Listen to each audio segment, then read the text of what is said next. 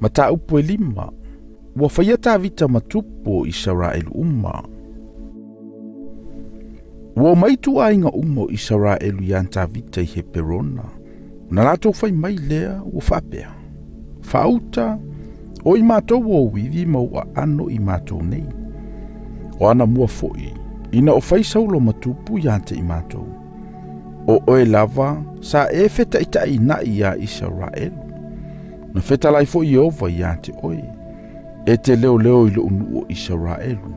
E fai fo i oe mata ita i a Israelu. Ono mai leo toia ina umo Israelu le tupu i he perona. O si le whenga ngā i lanto ma le tupu o tāwita i he perona. I lumo i ova. Ma lato whaau i an tāwita e whai matupu i a Israelu.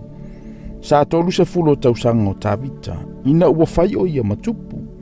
E wha se fulo tausanga sa whai ai o ia matupu. Sa whai o ia matupu i he perona ia iutai tausanga e fitu. Ma masina e ono. A ua whai o ia matupu i Jerusalema. Ia Israelu uma ato ma iuta. I tausanga e tolu se fulu ma le tolu. Ono atu leo le tupu ma ona tangata i Jerusalema i sai e puse. O e sa no nofo i le nuu. A walantu whai mai a tāwita ua whape mai. E te le sao mai i nei, se ia mua i ave e se i e tawaso mai e pipili. Ua whape i lanto, e le ma sao mai tāwita i nei. A wā e tāwita le olo siona, o le a aia tāwita lea. Ona whai ane leo tāwita i le aso. O se fasi sa i e puse, ma o antu i le alavai, ma fasi e pipili ma e tawaso ua ino sia lava e tāwita. E whai o ia malisili. O le mele ua lantou whai ane ai. O e tawaso ma e pipili lantou te leo mai le fale. O na nofo i leo tāwita i le olo, ua ia whai ngoa ai, o le a aia tāwita. Wati whata milo e tāwita e afua mai i milo, ai o i totonu. O tupu pēr lava le mamalo o tāwita, sa ia te ia fo i Jehova le atua o au. Wa uina mai e hiramo le tupu o turo le savali a tāwita. Mana avatu waila au o arasi, matufunga ati fale, o lato whaia le fale mo tāwita. O na iloa i le tāwita ua whatu mawina o ia Jehova e whai matupu ia Israelu. Ma ua wha mawalunga inalo na malo na olona nu o Israelu. Wato e whai e tāwita o pālake maa vai Jerusalema. Ina walu antu nei he perona. Wato e whanau fo i atali maa whawhine o tāwita. O ingone yo e na whanaua e ia Jerusalema.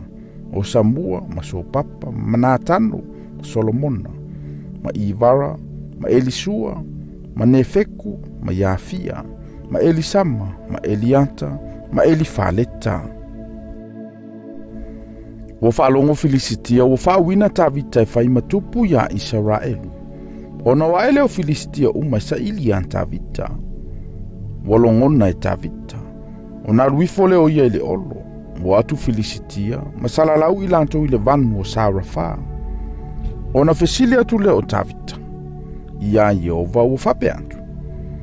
O te alua e ia Filistia. E te tuina mai ilanto ui ilo ulima. Ona fetalai mai leo Jehova ia tāwita. Alua e ia. A wau te tuina atu lava o Filistia ilo lima. Walu atu tāmita i pā ala faresa. Ona fasia leo ilanto e tāwita i lea mea. Ona fai ane leo ia. Wo sofia o file Jehova i uluma. Pe yo le oso mai o le vai. O le mele na ia fai ngoa i lea mea o pā ala faresa. O lato tu la fwa ia i o lato tupua. O na ave ese ile tāwita ma o na tangata. O toio a e Filistia masala lau i lato i le vanu o Sarafa. O na fesilia tu leo tāwita ia Jehova. O na fetalai mai leo ia. Aua e te aluae. A ia e fata amilo i o lato tua. Ma ia aluatu ia te i lato utalaane o la au peka. A e whaalongo i le pa o le savali mai le tumutumu o la au peka. Na e fatalise i lea, a wānu atu a Jehova i o luma e fasile i tu tau a Filistia. Ona faia lava le tavita, pe ona fetalai mai ai o Yehova ia te ia. Ona fasia Filisitia, e afua mai kepa e o atu I Kasera.